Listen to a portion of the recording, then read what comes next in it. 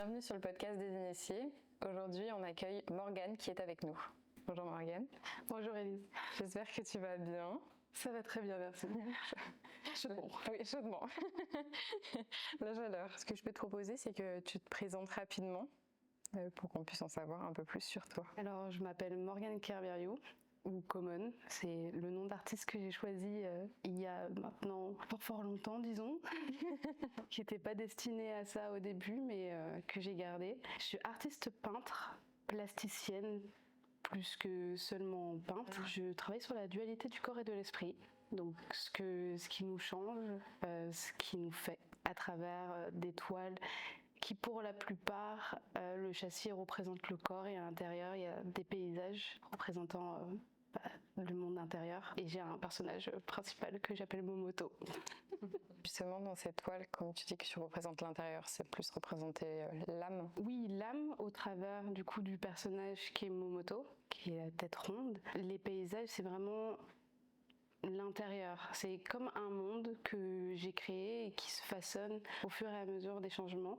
J'étais sur une toile où on peut voir un paysage de désert, le corps du Momoto qui avance sur ce paysage, tandis que la tête du Momoto se retrouve finalement dans ma tête, parce que c'est un autoportrait. On a 3 lectures différentes et souvent mes toiles elles peuvent faire ça. Il y a souvent 3 lectures, donc souvent le cadre, le paysage et ensuite le Momoto.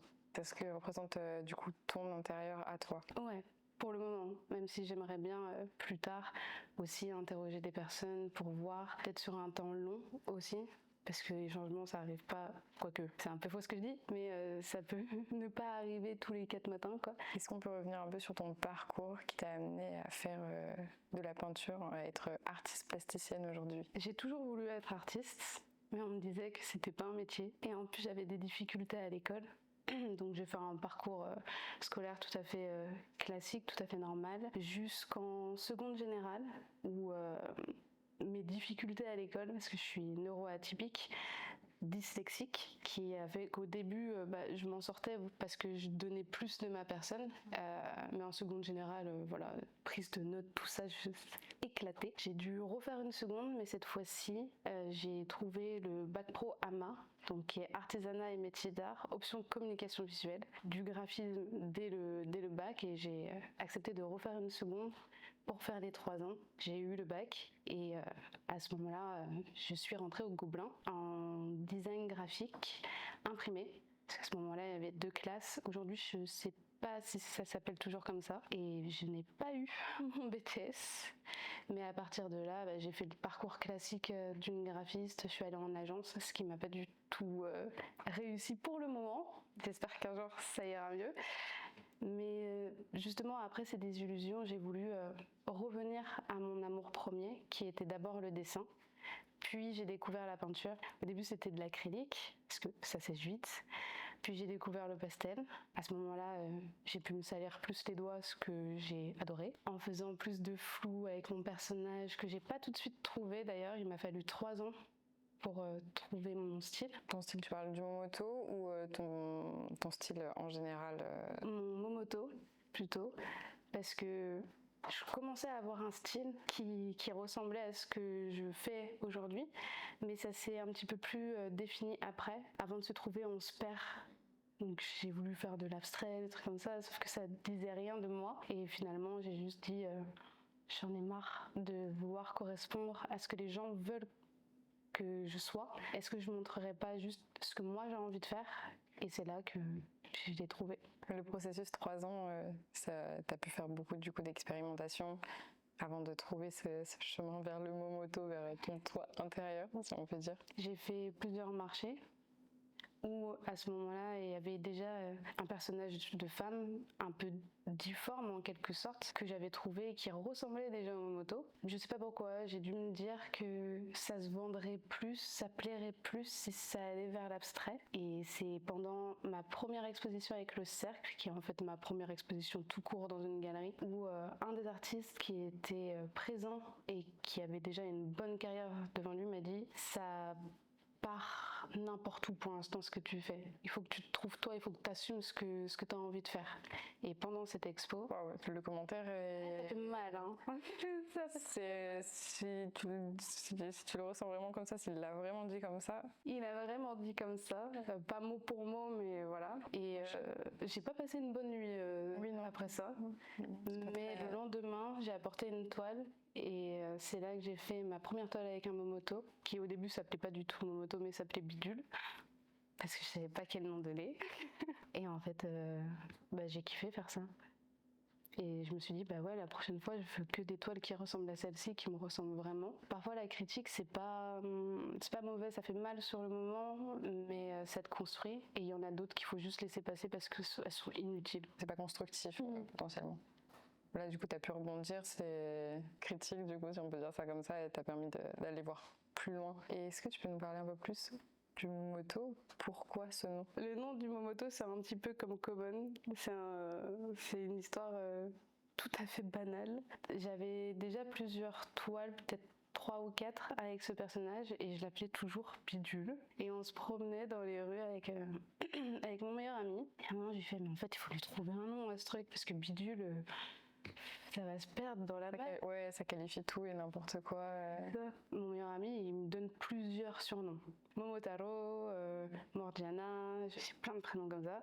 En fait, il est à moitié taïwanais et il me dit Momoto, je trouve que ça va bien. Je fais ok.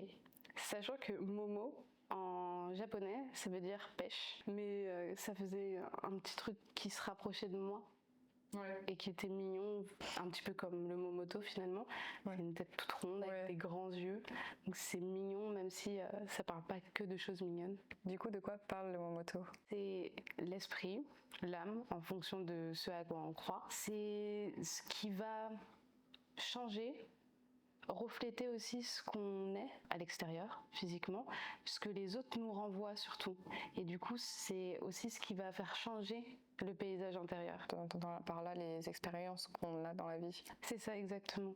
Du coup, ça peut mêler l'inconscient aussi, mais tout ce qui nous arrive, peut-être en expérience de vie positive ou négative, et qui va influencer sur du coup, nos décisions, nos choix peut-être. C'est en dehors complètement de nous, vraiment. C'est pas vraiment les choix, ni ce qu'on va décider, puisque on est comme on est. Et les autres vont voir uniquement ce qu'on est et pas les choix qu'on fait. Je dis ça par rapport à, par exemple, moi je suis une femme noire, je l'ai pas choisie, enfin une femme métisse et je l'ai pas choisie. Quand on est petit, on voit pas tout ça, on se rend pas compte, et puis d'un seul coup c'est genre ah mais t'es métisse c'est tout, c'est ton papa ou c'est ta maman qui est blanc, là tu fais oh waouh, c'est vrai que c'est pas pareil.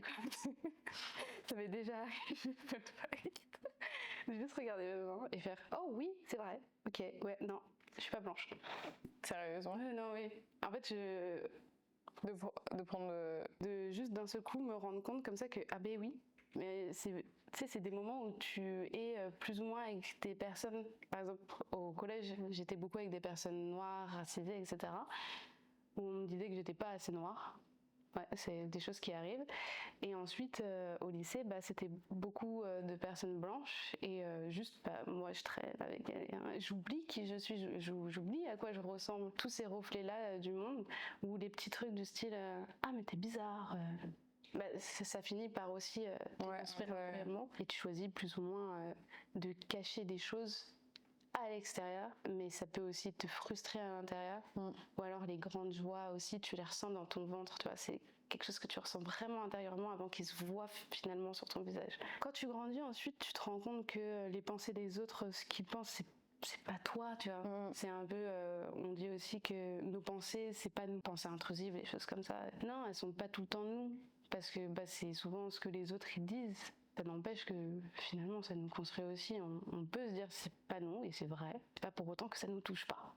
J'avais besoin de ça pour exprimer ce que je ressentais. Parce que les mots ça a toujours été un peu compliqué pour moi. Ça m'aide du coup. Ouais, le fait de le peindre et de retranscrire ça via le Momoto, du coup ça t'a aidé aussi à mettre des images du coup. On dit qu'une image vaut 1000 mots. Quand t'as pas les 1000 mots, ça aide. Et du coup, ce Momoto, tu le représentes de manière hyper ronde, petit personnage qui a l'air plein de douceur, je trouve, avec sa forme très ronde, très chaleureux. Il y a une grosse contradiction. Il y a une grosse contradiction par rapport au sujet, c'est vrai. Et en même temps, au début, c'était un personnage rond, il avait des oreilles, des très grandes oreilles, des grands yeux, des pupilles. Toujours une petite bouche, mais voilà. C'est en contradiction, mais en même temps, je pense que chaque paysage intérieur ressemble aussi finalement à la personne qui le dessine. Et probablement que je suis une personne chaleureuse et mimes. C'est peut-être pour ça que c'est trop mignon. Je sais pas. J'aime les trucs un petit peu mignons, même avec, je pense, le sujet le plus sombre. Je mettrai pas forcément ni le noir et blanc. Je forcerai pas les traits sur mes personnages ou autres. Ou les émotions. Parce que c'est comme ça que je suis. J'essaie toujours de lisser les choses, même si parfois c'est dur et juste voilà, je laisse la chose arriver et c'est pas grave, tu vois. Mais ouais, je suis peut-être juste mignonne. La phrase de conclusion échoue. Ça me termine. Aujourd'hui, le Momoto, sur les dernières représentations que tu en fais, effectivement, il a plus de pupilles et il a plus d'oreilles non plus. Est-ce que c'est un choix de ta part d'avoir fait ça? Ouais. J'ai vécu du harcèlement au travail. Et c'est pendant cette période que je travaillais beaucoup sur une série que j'ai appelée Comme une envie de passer. Le passé comme présent futur. Tout le monde croit qu'il y a une faute d'orthographe. Non, il n'y a pas de faute. J'ai commencé à travailler sur cette série et j'ai voulu ne plus rien entendre. Commencer par faire des dessins qui étaient, selon certaines personnes, un petit peu plus angoissantes, où il y avait les oreilles d'un côté, le personnage de l'autre, pour au final juste enlever les oreilles, enlever les yeux, parce que à ce moment-là, tout ce qu'on me disait était assez agressif, beaucoup de bruit. Et pour les yeux, c'est arrivé un petit peu après, où je les ai retirés, parce que pareil, il est arrivé une autre chose. Au moment où j'étais dans cette boîte, c'était juste mes oreilles qui sifflaient à chaque fois. Et je me suis dit, en fait, c'est dead, je veux plus voir non plus. Heureusement qu'il avait déjà une petite bouche, parce que sinon ça aurait été catastrophique, plus rien sur le Momoto. Et j'ai fini par appeler ce Momoto le Momoto zombie, parce qu'il était un peu mort finalement. Il voit plus, il entend plus, il vide de sens du coup. C'est ça. Et ensuite, il y a eu cette petite lueur qui est revenue au fur et à mesure. Mais j'ai décidé de ne pas remettre les oreilles. Parce que je ne suis pas encore guérie de tout. Et c'est le Momoto qui l'a vu en premier, parce que moi, je n'avais pas compris vraiment au début. Enfin, à l'intérieur, et après, je fais waouh, ok, ça va pas, on va aller voir un psy. Et ma psy, d'ailleurs, elle avait vu mes dessins et elle me demandait, genre, mais du coup, pourquoi est-ce que tu as compris et tout. Et je pense que ça m'a beaucoup aidé d'aller voir un psy. Mais je remettrai pas les oreilles. Tu sais, on avance avec nos traumas, donc forcément. Est-ce que tu peux nous parler de ta première série où on voit justement le Momoto? Du coup, Réconfort, c'est une série de 2 toiles qui s'est suivie ensuite d'une autre série qui parle pas de réconfort, pour le coup, mais qui s'appelle Inconfort, du coup, qui est le contraire de réconfort, mais pas dans un mauvais sens, enfin, j'en parlerai un petit peu plus tard. Donc, Réconfort, la toute première toile de Réconfort, c'est la bleue. On voit pour la première fois vraiment le Momoto comme il était avant, mais comme il est aujourd'hui. Enfin bref, un peu compliqué à expliquer, mais la tête ronde, les grands yeux, la petite bouche, etc. Sauf que là, il avait les oreilles et le personnage, sa tête est blottie contre sa main, alors que le deuxième de cette série, c'est 2 Momoto qui s'enlacent. Le premier, quand je l'ai créé, je l'ai fait en une journée. Et je l'avais rêvé. J'ai pas fait de croquis au préalable.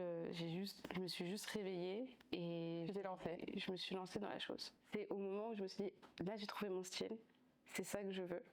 Et dès le lendemain, du coup, j'ai fait l'autre, qui a pris plus de temps qu'une journée parce que je suis pas non plus voilà, une surfemme, c'est pas possible. Et celui-ci, il est bleu. alors que l'autre il est rouge. Les couleurs aussi, c'est quelque chose d'assez important. Et c'est pas forcément là que je l'ai mis en place, mais c'est à partir du Momoto que c'est devenu beaucoup plus lisible. Les couleurs font une deuxième lecture à la toile. Le bleu, ça peut représenter deux choses en fonction de la nuance. Là, par exemple, c'est un bleu ciel, donc ça va être le calme, ça va être quelque chose, la journée, quelque chose de tranquille. Alors qu'un bleu foncé, bon, ça dépend. Est-ce qu'il est plus froid, est-ce qu'il est plus chaud, la solitude. Etc. Mais là, c'est vraiment un bleu ciel avec un personnage qui a des sous-teintes jaunes et roses. Vraiment tout ce qu'il faut pour un moment serein, quoi. On voit même, il n'y a que dans sa tête où il y a un peu beaucoup de choses, mais en même temps, il est posé. Donc, ça va, c'est dans un petit nuage qui représente le cerveau. Il est très bien. Et l'autre, bah, c'est un câlin. Et d'ailleurs, c'est une scène qui me représente avec mon meilleur ami. C'est un peu dédié pour lui. Parce que lui aussi est neuro A et une position de câlin qui kiffe particulièrement. Il est plus petit que moi et c'est de se blottir contre mon coude ici. Donc je me suis dit mais ça serait trop cool s'il arrivait à faire ça, surtout qu'il passait pas un bon moment à ce moment-là. Et il est rouge alors que le rouge, j'aime pas cette couleur et pourtant je la représente souvent. Mais c'est parce que pour moi elle représente toutes les agressions. Et c'est pas parce que c'est un paysage intérieur que le monde n'est pas agressif. Et le rouge, il est tout autour, alors que les personnages, eux, ils sont verts et jaunes. Je joue avec les complémentaires, et en plus, le vert, pour moi, c'est la maison. C'est là où je me sens bien. Oui, il y a certains qui diront que le vert, c'est plus la nature, nanana. Mais ma mère, elle mettait du vert partout. Oui, donc c'est... Ouais. Ça représente ça. Je te propose de poursuivre en lisant peut-être un des textes qui accompagnent cette toile. Oui, cette série. Et c'est à partir de ce moment-là, du coup, que j'ai commencé à faire des poèmes qui accompagnent mes séries. Ce poème s'appelle du coup Réconfort, comme la série. Et il dit « En vérité, j'ignore pourquoi nous nous infligeons tant de souffrances. En vérité, seul je me déconcentre. Déconnecté du monde, les rêves m'inondent. En vérité, dans tes bras tout s'envole. Et nous survolons ensemble la douceur, les idées.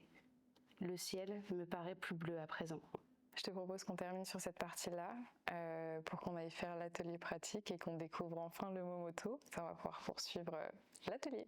Yes!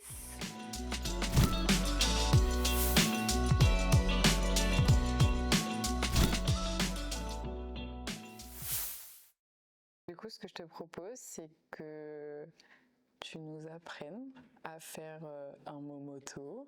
Ah là, il va falloir reprendre son âme d'enfant. Ouais. Alors là, elle est très loin. T'inquiète, elle est jamais si loin en vrai.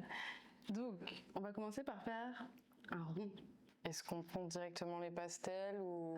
Non, moi je t'encourage à prendre un crayon au début. Parce qu'on pense que faire un rond c'est facile. Et finalement, ça part en cacahuète assez vite. Prends celui qui te parle. Comment est-ce que tu te sens aujourd'hui? Très chaud. En fait, t'as pris le orange. Ouais, je pense que ça résume bien la chaleur. Après, le orange, je trouve que c'est quand même une couleur qui est assez dynamique. Ouais, j'adore le orange, c'est ma couleur préférée. Tu voulais peut-être... Non, garde. Moi, je voulais, depuis le début, T'as vu celui-là. Ok. Je me sens plutôt sereine, alors que ma journée n'a pas été du tout dans ce sens. À partir de là, toi, tu veux faire un Momoto qui prend la place ou pas? Ok, d'accord. Voilà. Bon, ouais, une bonne taille, je pense. Hein. Alors, tu vises le milieu et tu essaies de faire un rond. Il y a...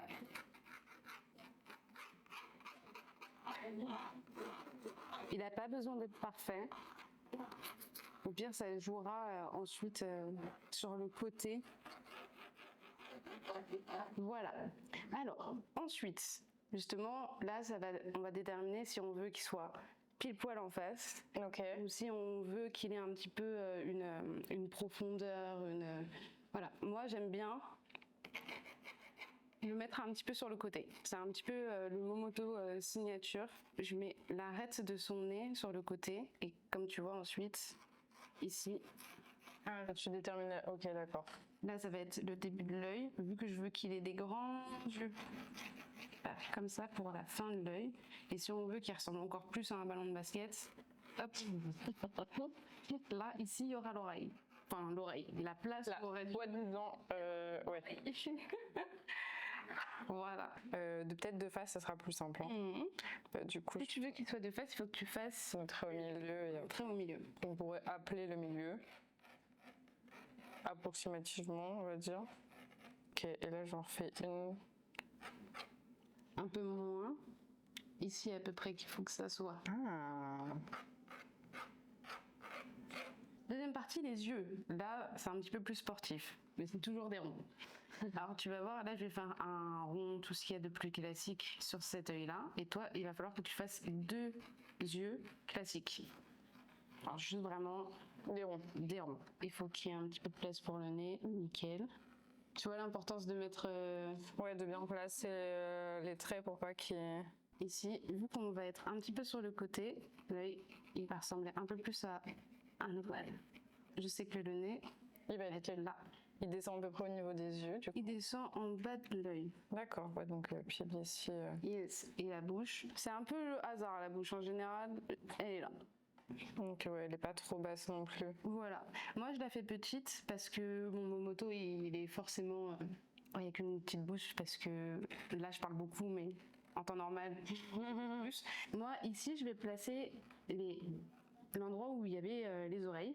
Donc pareil, je fais un ovale. Vraiment, c'est du rond avec du rond. Là, on est bien. Ensuite, on va lui faire sa petite coiffure. Oh, il a une petite coiffure. Ouais, moi je le coiffe un petit peu comme moi je me coiffe, c'est-à-dire avec une raie au milieu. Ok. Et que là, je vais partir juste à faire un petit peu mon rond et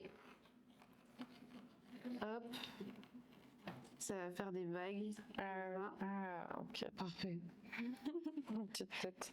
Et le dernier, ça va être évidemment La pupille. faire les petites paupières. Ah, les paupières. Et là, on place la pupille, mais justement pour ensuite faire les paupières. Waouh! Ah. Elle est parfaite en plus, j'ai même pas fait exprès. Par d'un point, tu vas vers l'autre, et en fonction de comment tu veux qu'elle soit, hop, je fais un petit peu des yeux de biche. Notre base de Momoto. Ça c'est intéressant parce que tu as fait des yeux bien grands ouverts. J'aime bien. En vrai, il y a des exercices comme ça. Bon, là, c'est plutôt de l'ordre de l'écriture, mais en fonction de comment t'écris, ta graphie, elle peut dire beaucoup de choses sur toi. Et comment tu représentes le Momoto, j'imagine que ça peut aussi dire être beaucoup de choses sur toi. Ouais. Ah, j'adore une brasse. Magnifique. Bon, on passe aux couleurs. Oh, waouh, ok. Ouais. Il faut sachez que moi, quand je peins ou quand je dessine, c'est beaucoup au feeling. Tout ce qui est colorimétrie et tout, j'adore, mais c'est un petit peu comme l'orthographe, c'est bancal. C'est vraiment juste, je sais, je prends, je fais. Faut que tu fasses exactement pareil, comme les enfants, vraiment sur ça. Ah oui, je teste et... T'es même pas obligé de tester quelle couleur te parle. Là, maintenant, quand tu vois. Ah, moi, franchement, je pense que je vais partir sur... ah ouais. Parfait, nickel. Est-ce que t'en as genre une autre en plus, voire 2 autres? Alors, attends. Il y a lui, et je pense peut-être lui. On va partir sur un monochrome. J'aime bien. J'aime beaucoup ce qui se passe. Je vais prendre ça.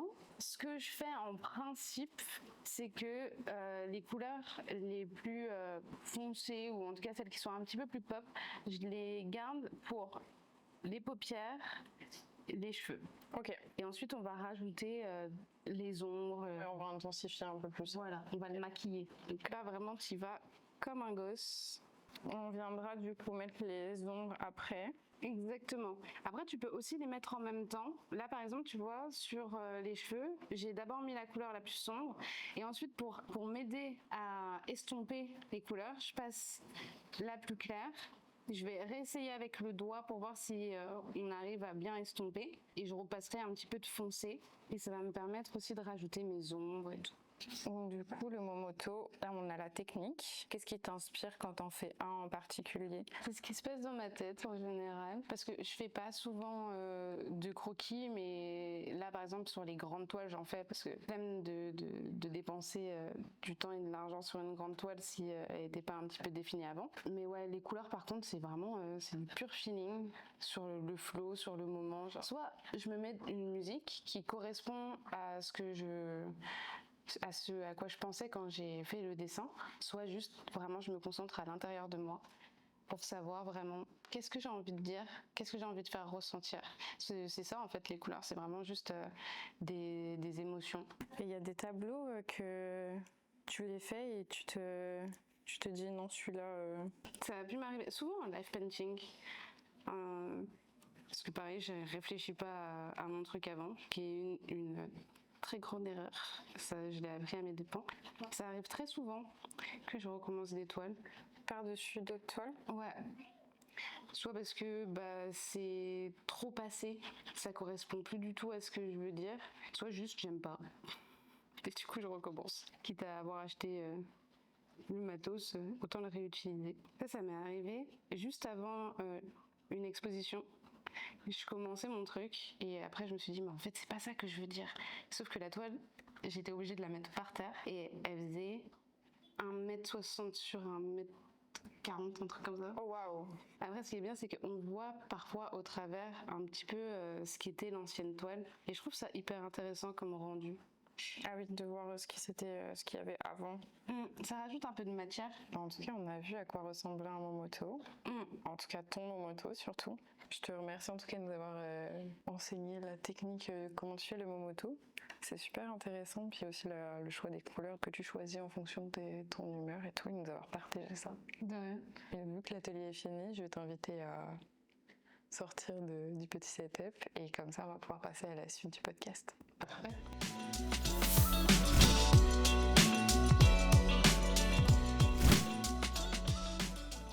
J'ai bien apprécié le fait de découvrir la technique, comment tu fais le Momoto. C'était vraiment chouette. J'ai beaucoup aimé aussi. C'était complètement. Tout à l'heure, tu parlais que tu avais fait ta première exposition au Cercle des artistes. Est-ce que tu peux nous dire un peu tes retours? C'était très intimidant comme expérience, la première exposition collective.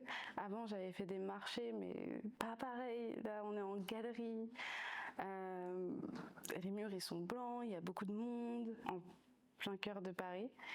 Je connaissais absolument personne. J'avais un petit peu galéré à pouvoir être là. L'organisation, tout ça, c'est toujours pas mon fort, mais ça n'est encore moins aujourd'hui. Et j'arrive et je suis hyper intimidée en fait, un peu plus je me cache, regardez pas, je vais déposer les toiles, je m'en vais. Et finalement c'était trop bien. Même si les toiles n'étaient pas encore ce que je fais aujourd'hui, ça m'a beaucoup appris. J'ai appris aussi à parler de ce que je fais, à faire un discours, à retenir ce discours. Très important. Je crois que j'ai jamais répété autant de mots que pendant cette exposition, les mêmes mots en boucle. Pour expliquer aux gens qui passaient et qui te demandaient des infos sur ton travail. Exactement. Pour être un petit peu cohérente, pour vraiment même moi, être moins intimidée aussi face au public. Et ça, c'est pas mon fort. Ouais, gros challenge du coup pour toi. Moi au début, je fuyais. J'allais dehors, je faisais genre tout va bien, tout va bien, tout va bien. Et après, je rentrais et finalement, la personne était partie. Je sais, parfait ça.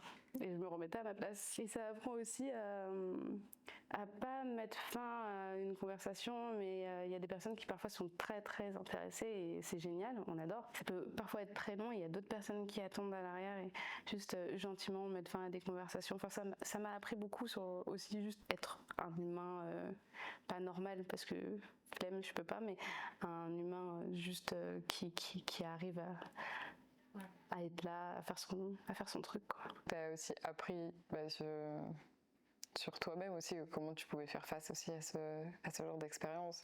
En train d'exposer, c'est un délire, c'est vraiment particulier. Et après on devient accro.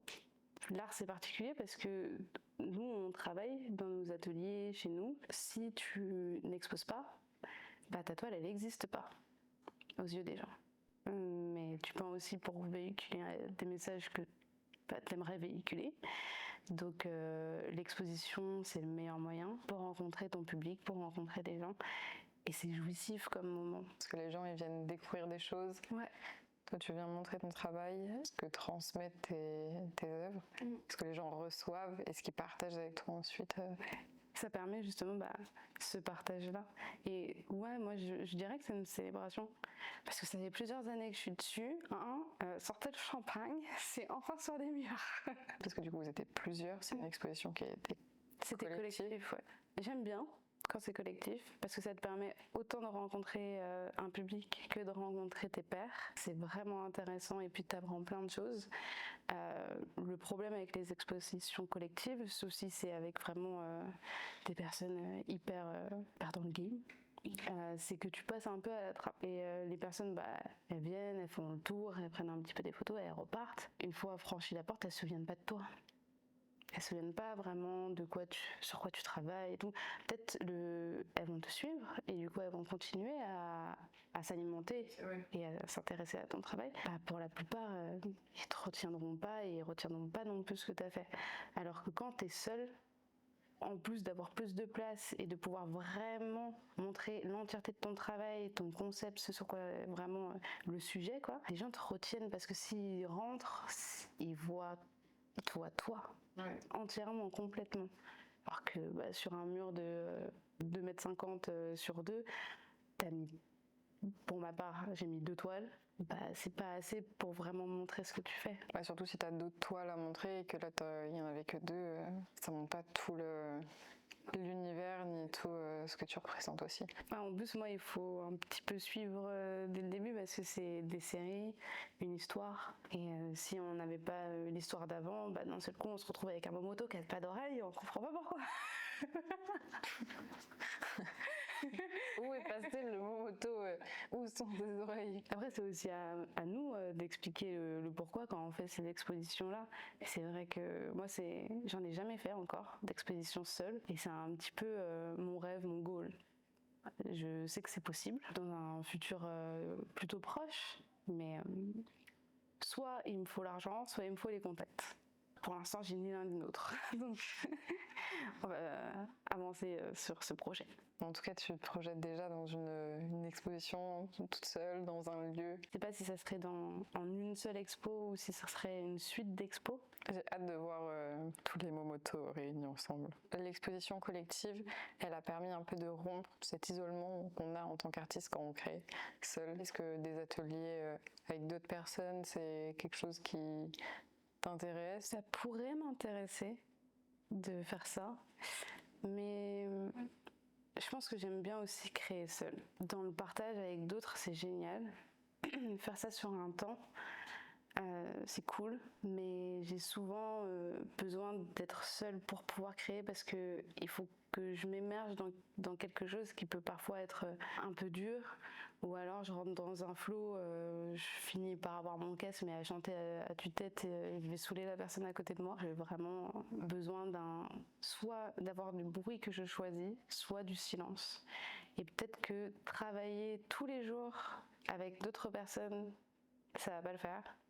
Alors que de temps en temps, ça peut être formidable. Ça peut aussi te permettre d'avoir moins de temps de processus pour comprendre ta propre œuvre. Moi, ça peut prendre un temps assez long pour que je me dise ok, je vais bien ou je vais mal. Alors qu'une autre personne, elle va me demander qu'est-ce que tu as voulu dire, et je vais commencer à parler et à broder. Alors je fais pas ça quand je suis toute seule. Est-ce que tu aurais un conseil à donner à quelqu'un qui veut se lancer C'est un conseil que j'ai déjà un conseil que j'ai déjà donné sur mon Insta. Les échecs, c'est des échecs uniquement si tu choisis que c'est des échecs. Donc même avec des épreuves, t'as l'impression vraiment que les épreuves elles sont sur toi, que t'y arriveras jamais parce que c'est dur. Et je dirais pas le contraire, c'est hyper dur. La vie parfois elle peut être écrasante, faut continuer.